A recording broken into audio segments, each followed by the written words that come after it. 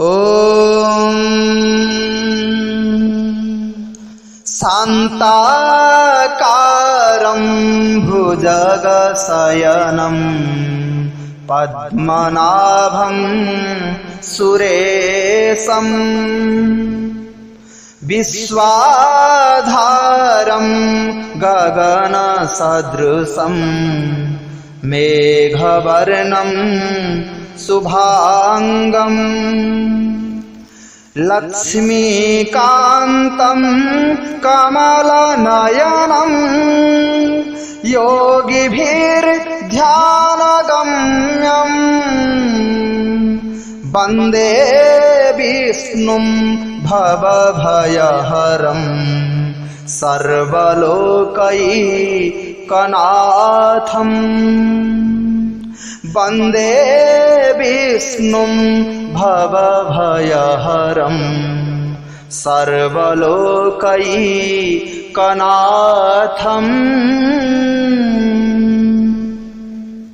ॐ नमो भगवते वासुदेवाय। श्री परमात्मने नमः। यस्य स्मरणमात्रेण जन्म संसार बन्धनात् विमुच्यते नमस्तस्मै विष्णवे प्रभविष्णवे। नमः समस्तभूतानामादिभूताय भूभृते अनेकरूपरूपाय विष्णवे प्रभविष्णवे। वैशम्पायनुवाच श्रुत्वा धर्मानशेषेण पावनानि च सर्वशः युधिष्ठिरः शान्तनवं पुनरेवाभ्यभाषत। युधिष्ठिर उवाच किमेकं दैवतं लोके किं वाप्येकं परायणं स्तुवन्तः कं कमर्चन्तः प्राप्नुयुर्मानवः शुभम्। को धर्मः सर्वधर्माणां भवतः परमो मतः किं जपन्मुच्यते जन्तुर्जन्म संसारबन्धनात्। भीष्म उवाच जगत्प्रभुं देवदेव मनन्तं पुरुषोत्तमं स्तुवन्नाम सहस्रेण पुरुषः सततोत्थितः तमेव चार्चयन्नित्यं भक्त्या पुरुषमव्ययम् ध्यायन् स्तुवन्नमस्यंश्च यजमानस्तमेव च। अनादिनिधनं विष्णुं सर्वलोकमहेश्वरम् लोकाध्यक्षं स्तुवन्नित्यं सर्वदुःखातिगो भवेत्। ब्रह्मण्यं सर्वधर्मज्ञं लोकानां कीर्तिवर्धनं लोकनाथं महद्भूतं सर्वभूतभवोद्भवम्। एष मे सर्वधर्माणां धर्मोऽधिकतमो मतः यद्भक्त्या पुण्डरीकाक्षं स्तवैरार्चेन्नरः सदा। परमं यो महत्तेजः परमं यो महत्तपः परमं यो महद्ब्रह्म परमं यः परायणं पवित्राणां पवित्रं यो मङ्गलानां च मङ्गलं दैवतं देवतानां च भूतानां यो व्ययः पिता यतः सर्वाणि भूतानि भवन्त्यादियुगागमे यस्मिंश्च प्रलयं यान्ति पुनरेव युगक्षये तस्य लोकप्रधानस्य जगन्नाथस्य भूपते विष्णुर्नाम सहस्रं मे शृणु पापभयापहम्। यानि नामानि गौणानि विख्यातानि महात्मनः ऋषिभिः परिगीतानि तानि वक्ष्यामि भूतये।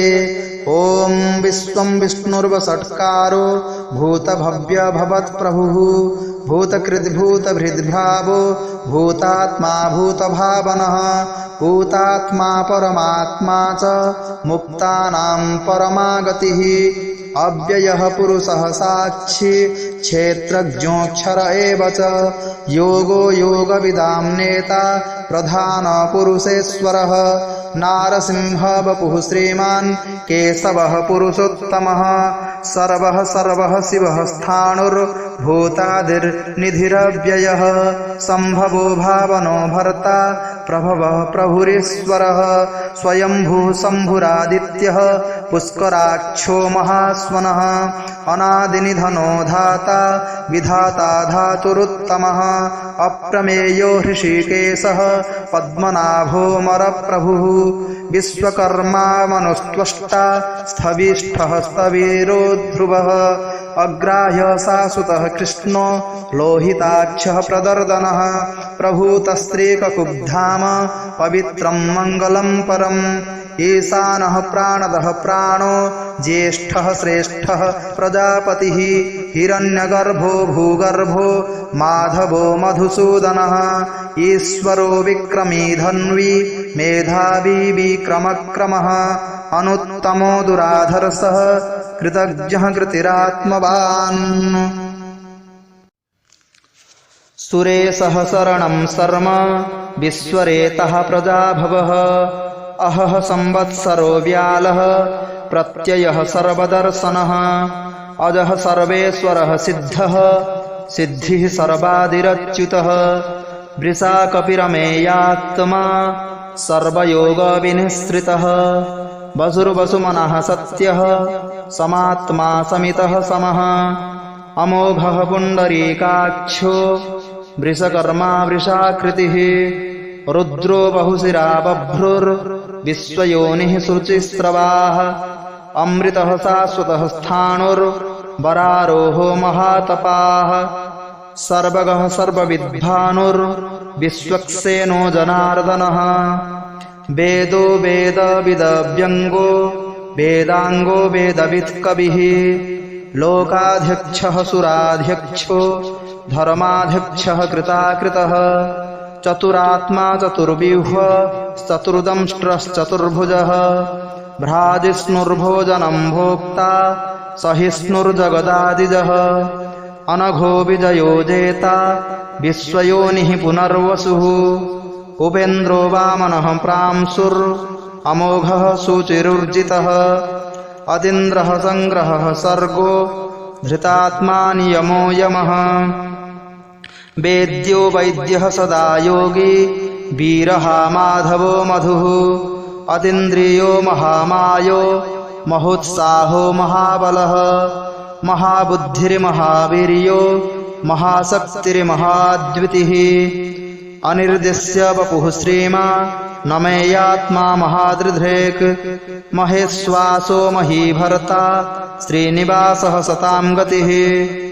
अनिरुद्धः सुरानन्दो गोविन्दो गोविदाम्पतिः मरिचिर्दमनो हंसः सुपर्णो भुजगोत्तमः हिरण्यनाभः सुतपः पद्मनाभः प्रजापतिः अमृतिः सर्वदृक्सिंहः सन्धात्मा सन्धिमान् स्थिरः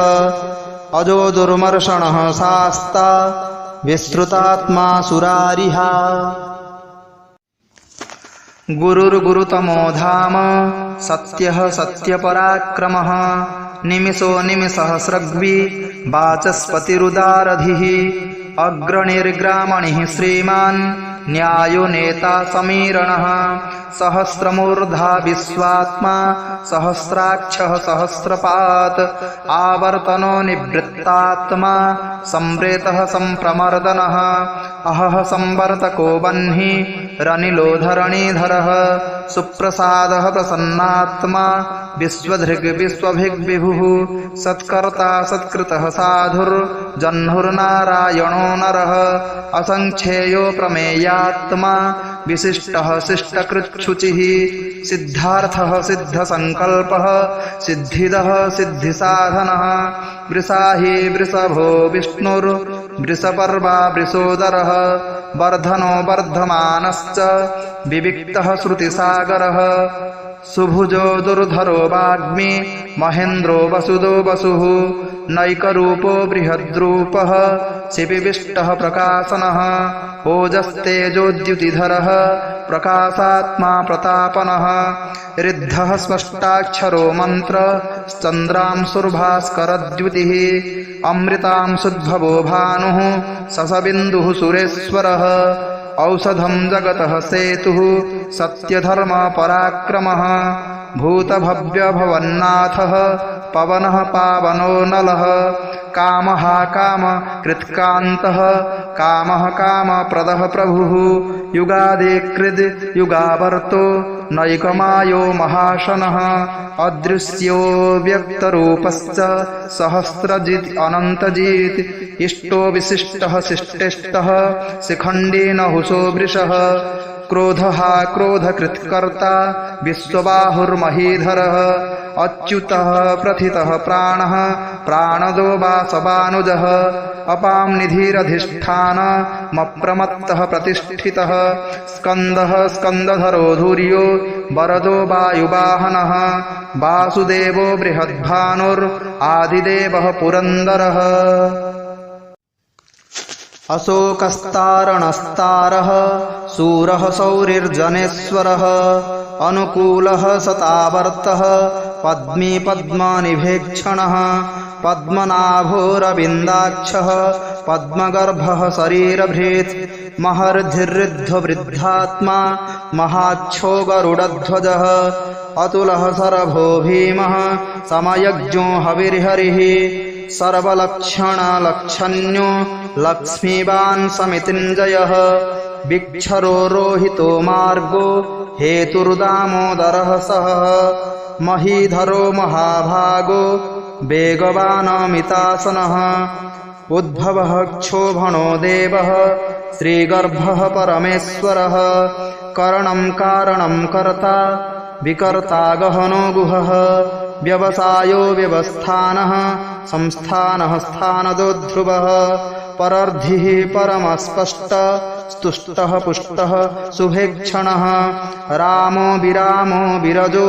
मार्गो नेयो नयो नयः वीरः शक्तिमतां श्रेष्ठो धर्मो धर्मविदुत्तमः वैकुण्ठः पुरुषः प्राणः प्राणदः प्रणवः पृथुः हिरण्यगर्भः शत्रुघ्नो व्याप्तो वायुरधोक्षजः ऋतुः सुदर्शनः कालः परमेष्ठी परिग्रहः उग्रः संवत्सरो दक्षो विश्रामो विश्वदक्षिणः विस्तारः स्थावरस्थाणुः प्रमाणं बीजमव्ययम् अर्थोऽनर्थो महाकोशो महाभोगो महाधनः अनिर्वीणः स्थविष्ठो भुर्धर्मयूपो महामखः नक्षत्रनेमिर्नक्षत्री क्षमः क्षामः समीहनः यज्ञयुज्यो महेज्यश्च क्रतुः सत्रं सतां गतिः सर्वदर्शी विमुक्तात्मा सर्वज्ञो ज्ञानमुत्तमम् सुब्रतः सुमुखः सूक्ष्मः सुघोषः सुखदः सुहृत् मनोहरोजितक्रोधो वीरबाहुर्विदारणः स्वापनः स्ववशो व्यापी नैकात्मा नैककर्मकृत् वत्सरो वत्सलो वत्सी रत्नगर्भो धनेश्वरः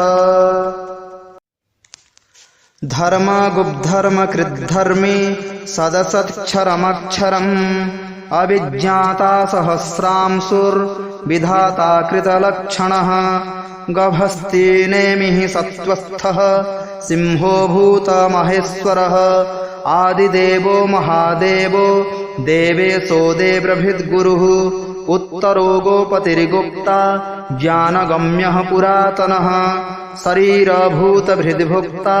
कपीन्द्रो भूरिदक्षिणः सोमपो मृतपः सोमः पुरुजित्पुरुषोत्तमः विनयोजयः सत्यसन्धो दासारः सातुतां पतिः जीवो विनयिता साक्षी मुकुन्दो मीतविक्रमः अम्भोनिधिरनन्तात्मा महोदधिसयोऽन्तकः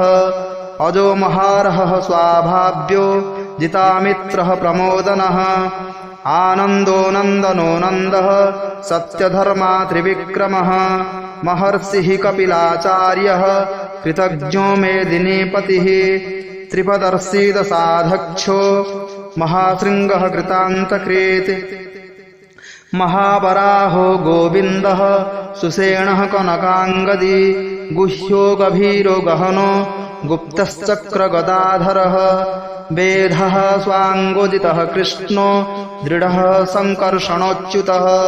वरुणो वारुणो वृक्षः पुष्कराक्षो महामनाः भगवान् भगहानन्दी वनमाली हलायुधः आदित्यो ज्योतिरादित्यः सहिष्णुर्गतिसत्तमः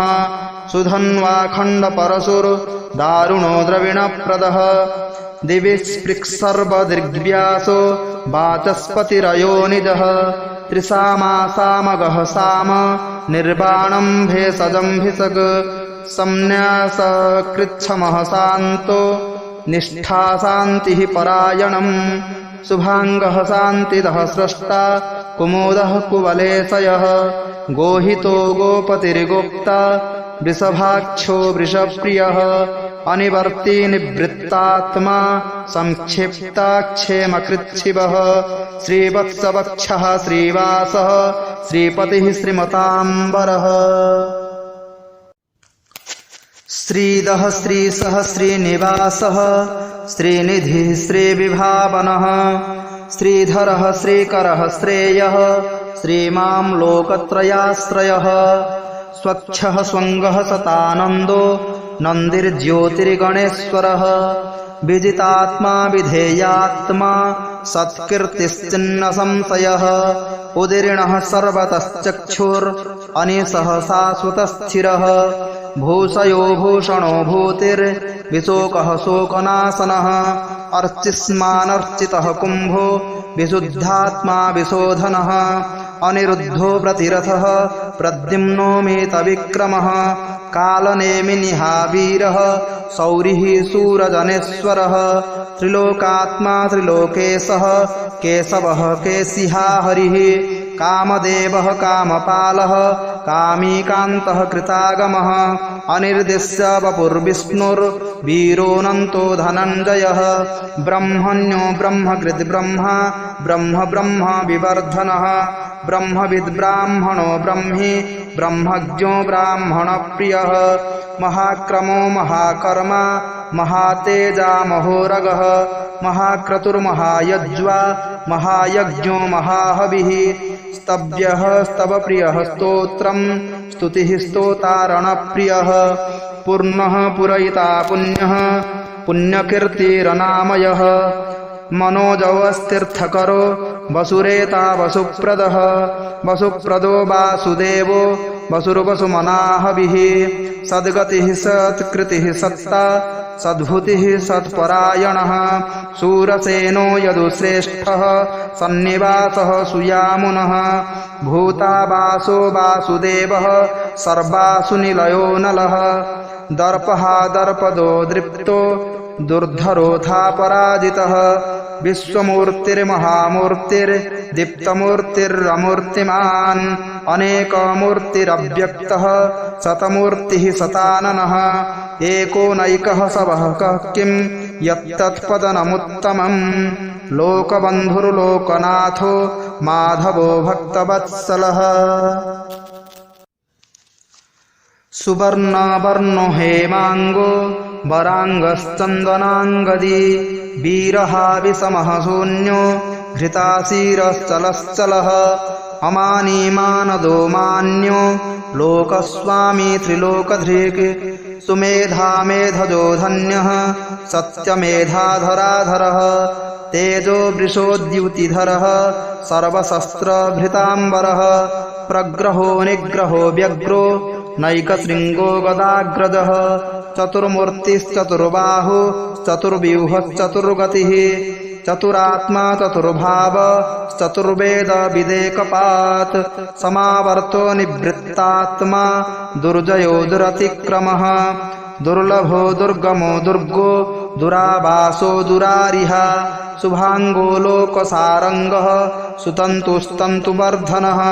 इन्द्रकर्मा महाकर्मा कृतकर्मा कृतागमः उद्भवः सुन्दरः सुन्दो रत्ननाभः सुलोचनः अर्को वाजसनः शृङ्गी जयन्तः सर्वविज्जयी सुवर्णबिन्दुरक्षोभ्यः सर्वभागीश्वरेश्वरः महाह्रदो महागर्तो महाभूतो महानिधिः कुमुदः कुन्दरः कुन्दः पर्जन्यः पावनो नीलः अमृतासोऽमृतवपुः सर्वज्ञः सर्वतोमुखः सुलभः सुव्रतः सिद्धः शत्रुजिच्छत्रुतापनः न्यग्रोधोदुम्बरो स्वस्थः चाणुरान्ध्रनिषूदनः सहस्रार्चिः सप्तजिह्वः सप्तैधः सप्तवाहनः अमूर्तिरनघोचिन्त्यो भयकृद्भयनाशनः अणुर्बृहत्कुशः स्थूलो गुणभिर्निर्गुणो महान् अधृतः स्वधृतः स्वास्यः प्राग्वंशो वंशवर्धनः भारभृत्कथितो योगी योगिसः सर्वकामदः आश्रमः श्रमणः क्षामः सुपर्णो वायुवाहनः धनुर्धरो धनुर्वेदो दण्डो दमयिता दमः अपराजितः सर्वसहो नियन्ता नियमो यमः सत्त्ववान् सात्विकः सत्यः सत्यधर्मपरायणः अभिप्रायः प्रियार्होर्हः प्रियकृत्प्रीतिवर्धनः विहाय स गतिर्ज्योतिः सुरुचिर्हुतभिर्विभुः रविर्विरोचनः सूर्यः सवितारविलोचनः अनन्तो हूतभुग्भुक्ता सुखदो नैकजोऽग्रजः अनिर्वीणः सदामर्षि लोकाधिष्ठानमद्भुतः सनातनतमः कपिलः कपिरप्ययः स्वस्तिदः स्वस्तिकृत् स्वस्ति स्वस्तिभुक् स्वस्ति दक्षिणः औरुद्रः कुण्डली चक्री विक्रम्यूर्जितशासनः शब्दातिगः शब्दसहः शिशिरः सर्वरीकरः अक्रूरः पेशलो दक्षो दक्षिणः क्षमिणाम्बरः विद्वत्तमो वीतभयः पुण्यश्रवणकीर्तनः उत्तारणो दुष्कृतिः पुण्यो दुःस्वप्ननाशनः वीरः रक्षणः सन्तो जीवनपर्यवस्थितः अनन्तरूपोऽनन्तश्रीर्जितमन्युर्भयापहः चतुरस्रो गभीरात्मा विदिशो व्यादिशो दिशः अनादिर्भूर्भुवो लक्ष्मीः सुबीरो रुचिराङ्गदः जननो जनजन्मादिर्भीमो भीमपराक्रमः आधारनिलयो धाता पुष्पहासः प्रजागरः ऊर्ध्वगः सत्पथाचारः प्राणदः प्रणवः पणः प्रमाणं प्राणनिलयः प्राणभृत् प्राणजीवनः तत्त्वं तत्त्वविदेकात्मा जन्म मृत्युजरातिगः भूर्भुवः स्वस्तरुस्तारः सविता प्रपितामहः यज्ञो यज्ञपतिर्यज्वा यज्ञाङ्गो यज्ञवाहनः यज्ञभृद्यज्ञकृद्यज्ञी यज्ञभोग्यज्ञसाधनः यज्ञान्तकृद्यज्ञगुह्य मन्नमन्नादयेव च आत्मयोनिः स्वयं जातो वैखानः सामगायनः देवकीनन्दनः स्रष्टा क्षितिसः पापनाशनः शङ्खभृन्नन्दकी चक्री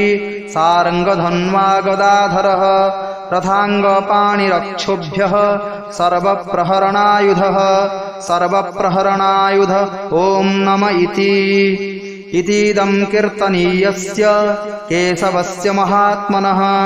नाम्नां सहस्रं दिव्यानामशेषेण प्रकीर्तितं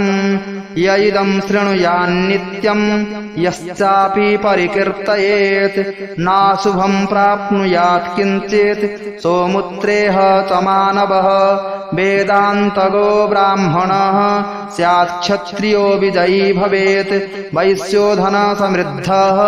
स्याच्छूद्रः सुखमवाप्नुयात् धर्मार्थी प्राप्नुयात् धर्मी मर्थार्थी चार्थमाप्नुयात् कामानवाप्नुयात् कामी प्रजार्थी प्राप्नुयात् प्रजाम् भक्तिमान् यः सदुत्थाय शुचिस्तद्गतमानसः सहस्रं वासुदेवस्य नाम्नामेतत् प्रकीर्तयेत् यशः प्राप्नोति विपुलं ज्ञाति प्राधान्यमेव च अचलां श्रियमाप्नोति श्रेयः प्राप्नोत्यनुत्तमम् न भयं क्वचिदाप्नोति वीर्यं तेजश्च विन्दति भवत्यरोगो द्युतिमान् बलरूपगुणान्वितः रोगार्तो मुच्यते रोगाद् बद्धो मुच्येत बन्धनात् भयान्मुच्येत भीतस्तु मुच्येतापन्न आपदः दुर्गान्यतितरत्यासु पुरुषः पुरुषोत्तमम् स्तुवन्नाम सहस्रेण नित्यं भक्तिसमन्वितः वासुदेवाश्रयो मर्त्यो वासुदेवपरायणः सर्वपापविशुद्धात्मा याति ब्रह्म सनातनम् न वासुदेवभक्तानामशुभं विद्यते क्वचित् जन्म मृत्युजरा व्याधि भयं नैवोपजायते। इमं स्तवमधीयानः श्रद्धा भक्ति समन्वितः युज्येतात्मसुखक्षान्ति श्रीधृतिस्मृतिकीर्तिभिः न क्रोधो न च मात्सर्यं न लोभो न शुभामतिः भवन्ति कृतपुण्यानां भक्तानां पुरुषोत्तमे द्यौः सचन्द्रार्कनक्षत्रा खं दिशो भूर्महोदधिः वासुदेवस्य वीर्येण विधृतानि महात्मनः ससुरासुरगन्धर्वं सयक्षोरगराक्षसम् जगद्वशे वर्ततेदं कृष्णस्य सचराचरम् इन्द्रियाणि मनोबुद्धिः सत्त्वं तेजो बलं धृतिः वासुदेवात्मकान्याहुः क्षेत्रं क्षेत्रज्ञ एव च सर्वागमानामाचारः प्रथमं परिकल्पते आचार प्रभवो धर्मो धर्मस्य प्रभुरच्युतः ऋषयः पितरो देवा महाभूतानि धातवः जङ्गमा जङ्गमं चेदं जगन्नारायणोद्भवम् योगो ज्ञानं तथा साङ्ख्यं विद्या शिल्पादिकर्म च वेदः शास्त्राणि विज्ञानमेतत् सर्वं जनार्दनात् एको विष्णुर्महद्भूतं पृथग्भूतान्यनेकशः त्रिंलोकान् व्याप्य भूतात्मा भुङ्क्ते विश्वभुगव्ययः इमं स्तवं भगवतो विष्णुर्व्यासेन कीर्तितं पठेद् यः इच्छेत् पुरुषः श्रेयः प्राप्तुं सुखानि च विश्वेश्वरमजं देवं जगतः प्रभवाप्ययम् भजन्ति ये पुष्कराक्षं न ते यान्ति पराभवम्। ॐ तत्सदिति श्रीमहाभारते शतसाहस्रयां संहितायां वैयासिक्यामानुशासनिके पर्वणि भीष्मयुधिष्ठिरसंवादे श्रीविष्णुर्दिव्यसहस्रनाम स्तोत्रं सम्पूर्णम्। हरिः ॐ तत्सत् हरिः ॐ तत्सत् हरिः ॐ तत्सत् हरिः ॐ तत्सत्। ॐ नमो भगवते वासुदेवाय।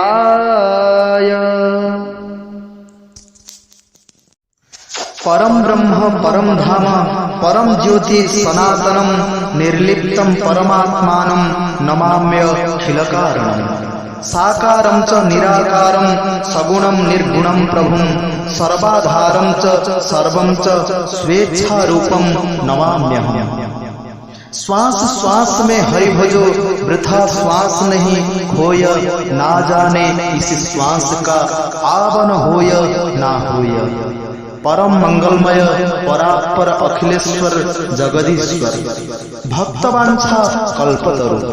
जो परमात्मा के नाम हमेशा श्रवण करता है वो बड़े भाग्यशाली होते हैं।